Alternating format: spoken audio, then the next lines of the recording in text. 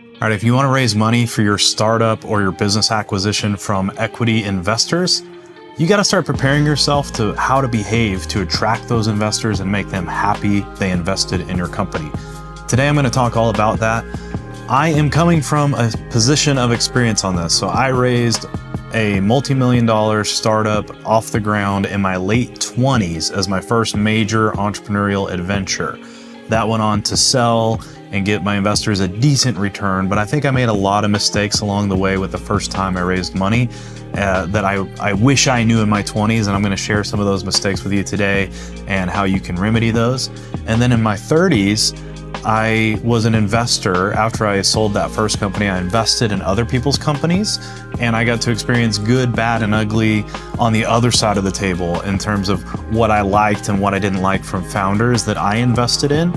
And now here I am in my early 40s, and I decided again I wanted to start a new technology company that would be a big, disruptive, potentially world-changing company, and I wanted to bring on partners and investors. And so for the second time in my life, I'm getting a investor raise done. I did it last year. I raised $3 million from a number of investors, but this time I'm taking the lessons of the mistakes I made in my 20s and then what I learned as an investor, an angel investor in my 30s, and applying that to how I treat my investors here in my 40s. And I'm just going to share best practices with you of kind of the things I wish I knew when I first started. So these are my top 10 things that you can do to be every investor's favorite founder or operator that's going to make people extremely happy they invested in you and going to make them want to come back and invest with you on your next bigger, better thing down the road. The first thing is communication rhythm. You need to establish a regular cadence of communication with your investors. When I was a startup entrepreneur in my 20s, things weren't always going well, and I just would put my nose to the grindstone and kind of hide from investors and just think, man, I'm so ashamed that things aren't going as good as I thought they should be. I'm just going to hustle, work that much harder. I'm going to grind, work 80 hours a week until I can get a big win, and then I'm going to tell them about this big win I just got. And I always had this kind of performance anxiety, like I gotta produce some big result that I can go brag to them about, but I wasn't really taking them along the journey with me. And I think later on that really hurt me later on in my ownership of that company, because I didn't have as much rapport with my investors to navigate some difficult stuff because I had been keeping them from the difficult stuff. And so I think that was a huge mistake I made. And now that I'm a more mature founder, CEO operator, I am every month writing a pretty detailed newsletter to every single investor. I send it all out at the same time every month. It's within a day or so of the turnover of the month. I share real numbers. I share the good, bad, the ugly, the mediocre, what's going on. I do want to brag about the victories, but I do want to share the challenges because that just shows, we're being honest, we're being transparent. And then that also, when you have investors that care about you and are part of this journey, they'll find ways to help out. So it also helps you get more value from them by getting them more invested in the journey. And honestly, if they're successful enough of a person to have the income to have the stroke to invest in your company, they've been around the block and they know things take longer, cost more, are more challenging than you think they're going to be at first. And no challenges you face are going to surprise a good investor group. And so it's better to just take those challenges head on, be transparent and open about them, and regularly communicate. And that's my top first tip for you. The second suggestion is right along the same lines, and that's just be transparent about your cash position. When you're in a startup or even an acquisition that you're buying, a lot of times those first few months and sometimes the first year or two, you're in a negative cash flow situation where you're burning through your runway and you're going through a J curve, hoping that curves back up and turns around to where you're making positive cash flow and lots of profits. But that's a challenging part. When you're in that beginning phase and you're in negative cash flow, you don't want to think about that part. You just want to think about the fun part where you're making lots of money. But one of the things I committed to, and I'm going to suggest you do as well, is with my current startup, I include our cash position in our monthly newsletter every single time. So my second suggestion is to be transparent about your cash position.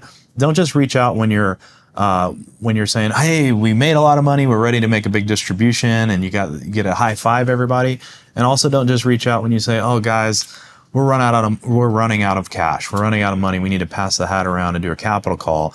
Like, you don't want to surprise people with that. Never surprise them with that. So every month I would suggest being transparent and telling them where your cash position is as just a bullet point in your monthly update. So my third suggestion is actually engage a CPA firm that will do quarterly financial reports at arm's length for your company. And so how I'm doing things today is we do our own internal bookkeeping. So we close out our books every month, but every quarter, a CPA firm that is very trusted and respected in our industry, they review our books and they do their own beautiful financial reports that include visuals that show our cash flow, our cash position, our profitability, our revenue curve. All that is presented in very easy to see ways from a trusted third party arm's length firm. And so the investors just feel like they fully are aware of what's going on in our finances. It's presented in a visually appealing and easy to understand way from a trusted source that's not just, so it can't just be me making up stuff and send it to the investors. And so I think that is a great way to just add credibility, visibility, transparency, and make investors feel very comfortable working with you. Go ahead and have a CPA firm do quarterly financial reports for you and review your books. It doesn't cost that much money, and it gives your investors incredible peace of mind.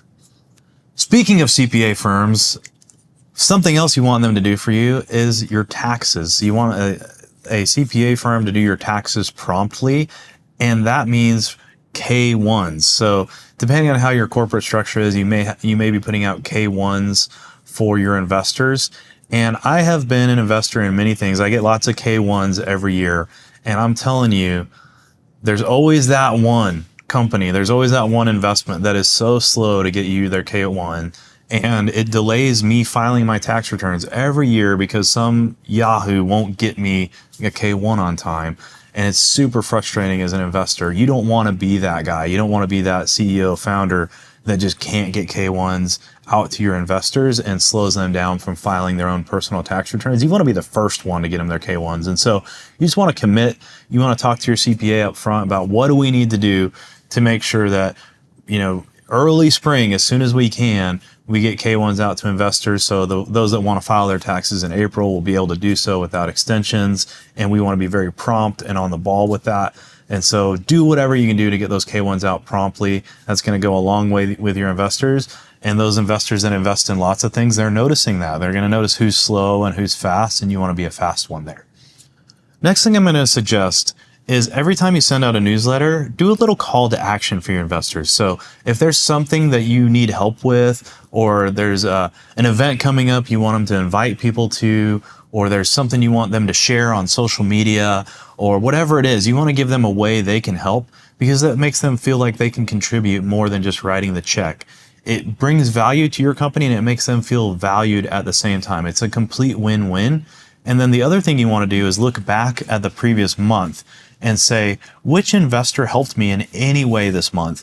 And you want to give them a shout out to all the other investors, because that really makes that investor feel great for helping you. You publicly recognize them to the other investors. It makes them feel like $1 million, but it also subtly calls out the other investors and says, hey, why aren't you doing like that one? Why aren't you helping out too? And it just kind of creates this virtuous cycle of edifying and loving on those investors that help you and encouraging others to help you as well. And it's a great suggestion. My next tip is taking that idea even further and forming an advisory board for the company out of your investor group. I've done that with my current company, Dealonomy. I have over 30 investors, but I hand selected 9 of them, which I think had the highest value proposition, that were the most connected in my industry and brought the most experience and value to the table. And I invited them to be part of our advisory board. That advisory board meets quarterly, and I actually incentivize them to show up and bring 110% to those meetings. So we have 3 meetings that are a 3 to 4 hour long Zoom call meeting each year. Those are quarterly meetings with those 9 advisors, and it's myself and our COO that are typically on that call with them. And then we have one day a year, we actually have an in-person meeting where we'll fly out these advisors to be with us in person and have a full day together. We incentivize them to show up and bring their whole minds and hearts to these meetings by stock options. So we actually have a stock program where they earn additional shares of ownership based on their attendance and participation in those meetings. So if they sign up for that advisory board, they get X amount of shares per year, but they only get it each quarter unlocked by attending and participating. And that makes sure our attendance is very good at these meetings, but we get a ton of value. I think it's way more valuable to us than it is to them. And then that also makes the other investors that aren't on the advisory board feel very good, because they always report back to the investors at large as a fellow investor saying, hey, we really enjoyed our day with the leadership of this company. Here's what we learned. Here's what we discussed. And they feel like they've got really sharp representatives of the investors, sharing their perspective and really speaking in and adding value to our company on a more formal basis than just the impromptu asks for help that we do on our monthly newsletter. So you may think about doing an advisory board, especially if you've got a company that could go big. The next suggestion is a fun one, and that's just give your investors some swag, give them some love. And so I like to, when we make stuff for clients and customers, whether that's a branded shirt, hat, pin, books we're giving away to people, I like to give little gifts to the investors, and it just lets them know they're loved and they're appreciated. And so one of the things I always try to do is we're going to do a Christmas card every year with a special note to our investors, just showing love and appreciation. We'll send out a Christmas card, we'll send out a nicer gift, but then throughout the year and at our advisory meetings, I'm always trying to give them hats and t-shirts, and they wear them and they like it, and they like to know, it makes them feel like they're really part of it, like they're part of the co-founder club, the cool kids club. They're in the trenches doing this thing because they've got the branded shirt, they got the branded hat, and so give them some swag, give them some Christmas cards, and just show that you're thinking about them and you care about them, and they love it. All right, let's get into a few more serious ones after the swag one. Let's talk about how you pay yourself. Okay, I want you as the founder, as the CEO or the operator of this company, I want you to be a bargain. I want you to be a great deal. So I want you to put on your investor hat and imagine someone hiring you to do your role in the company as CEO or founder. And I want you to always be able to think about, from an investor's perspective, could they hire someone for what they're paying you that could do a better job than you? If so, that's bad. You don't want that. I always want to be an incredible value. I want to be paid at a market rate, but I want to be so good at my job that they all know, man, we couldn't bring in someone else to replace this person for less money than they cost. It would cost us a lot more money to hire someone as good as they are. And so you always want to just be honest and be able to look at yourself from that assessment. And you want to try to pay yourself basically a market rate for what you do, and you want to be the best person for the job at all times. And that's a great way to think about it. And then if you want to make a whole lot more money, which I do and everybody does that runs companies, you want to try to get it through distributions of profit, not from pay bumps in salary. And that just shows alignment with your investors. And so I want to be a good deal on my salary that I get and on my comp plan. I want to live comfortably and make good money, but I still want to be a great value. But if I want to make another $500,000 or $1 million above, my base salary, which of course we all do at times, we want to make more money. I want to get it in terms of profit share out of my stakes of ownership in the company, because then all the investors participate in that as well. And that just shows alignment, where you say, all right, you're just paying me a fair wage for what I do, but when I make more money, it's because we're all making more money together in terms of distributing profits. They love seeing that alignment. So I really encourage you to think of yourself in that way. Try to be clear-eyed. Are you a good value? And are you going to make your additional money through profit and not through salary bumps and bonuses and entitlements for you as the owner, but as the CEO, but mainly participate in that upside as an owner with your fellow owners that are your investors. A side note on that is you just want to be beyond reproach with your pay, perks, and benefits. So this is kind of part 2 of how you pay yourself. But That also includes hiring family members. That also includes credit card points. It also includes just things that are personal benefit to you as the owner. Don't scam the system. You have a lot of power as the founder, as a CEO. If you decide you're going to hire your brother to do some job for the company as a vendor, you got to make sure that your brother's actually the best deal for that, and that you're not just hooking up a family member or exercising nepotism there. And when in doubt, you want to actually take that to your advisory board or to your investors and say, hey, I went to 5 different vendors. My brother's in this space, and I actually think they have the best offer. Here's why I want to choose them. Is this okay? I don't want this to be weird, but I'm logically choosing them, not, emotionally choosing them here. And you really make your case and make sure they bless that decision, and don't just surprise them down the road being like, oh, you've been hiring your brother for how long? And is that really what you should be doing? Like, don't do that. I also like to do the little things like, running a business creates a massive amount of credit card points if you're using credit cards for lots of your expenses. And, part of business owner privilege of small businesses is a lot of times you just like get free travel everywhere and maybe even first class accommodations, and because of all the credit card points you can rack up. But when I view it as we have an investor owned company that I'm a steward of, I view those resources as all of ours, and it shouldn't just be for me as a CEO. And so how I'm doing that, just to stay above reproach, is I just selected the credit cards for our company that give the highest cash back. And then I just put that as an income line right on our profit and loss statement.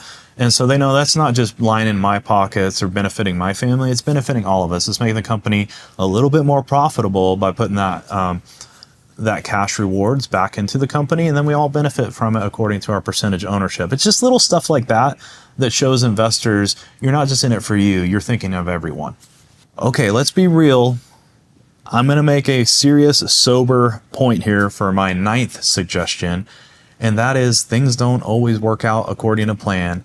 And it is absolutely miserable if you're stuck with an investor you don't like, or they're stuck with you and they don't like you anymore. And that happens sometimes. Things don't always go according to plan. Things can go south. Things can get sour. And my biggest suggestion for this is to have a thoughtful buy-sell agreement in place before you raise those investors, so that if anyone does need to get out at some point, there's a lever they can pull in your operating agreement, in your buy-sell agreement, where there's a way they could sell their shares back to the company in an orderly manner that doesn't put your company at risk cash flow wise, that a third party valuation happens and you can pay it out over time. And if they just want to be cut ties and go their way, there's a mechanism for that. And then also if the shoe's on the other foot and you say, man, this isn't working out, we would like to buy this investor out, there's a fair way to value their shares and pay them what they're worth, and still give them a good return on their investment, but be able to break up in a way that is amicable to both sides. If you haven't thought that out and have a buy-sell agreement, things can get really testy and really difficult when things don't go according to plan. So a thoughtful buy-sell agreement with ways the investor can get out, or you can eject the investor if needed, is a super huge suggestion that I recommend every single time. And when I'm an investor, that's a non-negotiable for me. Like I want to have a way out and I never want to feel stuck in a deal I no longer want to be part of. So be thoughtful as the entrepreneur and go ahead and set that up for your investor in advance as well. Point number 10, my last point I just want to drive home, is all about mindset. I just want you to think, these investors that backed me on this acquisition or backed me on this startup, they're enabling me to pursue the dream that I had. And I am going to be forever grateful to these people. And I hope that this investment becomes a grand slam home run for them. And so you just always got to be excited about making them a tremendous return on their money. And I think that that's the temptation you have to correct yourself on, is like, if you hit a grand slam home run, don't get greedy, don't get prideful, don't think, wow, like that's a way better investment than they would have had elsewhere. I should get more of this. I should give myself a big bonus. I should give myself, some pat on the back here. No, like this should be a delightful thing. If you can overperform, or if you can hit a grand slam home run, you should be so excited to write those checks, pay them back with interest, have huge upside, to be their best investment ever. And so I just want you to check your ego. When you do well, check your ego at the door and realize like that's what you were hoping would happen. And I want you to go into this thinking like, with all my heart, I want this to be the best investment this person's ever made. I want to outperform every other private investment they've ever made. And I'm not going to get greedy. I'm not going to get prideful when we do well. I'm going to happily write those checks. And I hope that it's a 100x. I hope that it's a 10x, 100x. Like that should be a joyous thing in your heart, not a begrudging thing in your heart. I never want you to do the math that says, oh, well, they don't deserve that big of a return because, they'd be happy with just beating the stock market. Like, no, like they took a big risk. Private investments are big risks, and a lot of them go to zero and some go home runs. And so you just want to be the one that is the home run, and you don't want to give that begrudgingly. And so just be excited about it. Set in your heart that I hope we can send this valuation to the absolute moon, get them all their capital back and more as quickly as possible, and then send the valuation through the sky. And the deal we signed up for is the deal. There's no changing it. And if it's a grand slam, it's a grand slam, and I'm going to give them that return happily. So just check your heart at the door, check your ego at the door, and go out there and try to hit a grand slam home run for your investors. And that's the right way to think about it. And they're a blessing to you. They took a big risk on you, and hopefully you can give them a huge return and a blessing for betting on you. If you take that mindset into your fundraise and into your operation of the business, you don't know if it's going to be a strikeout, if it's going to be a base hit, if it's going to be a home run or a grand slam home run. It's going to be one of those things. But I think if you just operate with the right attitude, where you have that openness and candor, and you operate beyond reproach, you pay yourself market salaries, you don't use nepotism, you don't scam the system, you're trying your best in an open and transparent way. Even if you strike out, or even if what you thought was going to be a home run turns into a single or a double, like those investors are going to appreciate it. They're going to appreciate the effort you put in, and they'll probably back you again on your next thing if you conduct yourself in this manner. So always think that you're not just stewarding the money they gave you, you're stewarding those relationships, and you just want to be a great steward of those relationships. And if you employ these 10 tips, it's going to work out for you, this company or the next, but investors are going to line up to work with you because you treat them right. So this is just a handy guide to treat your investors right, and it's going to help you make smarter decisions on who you invest in, because you want to invest in people that do this for you.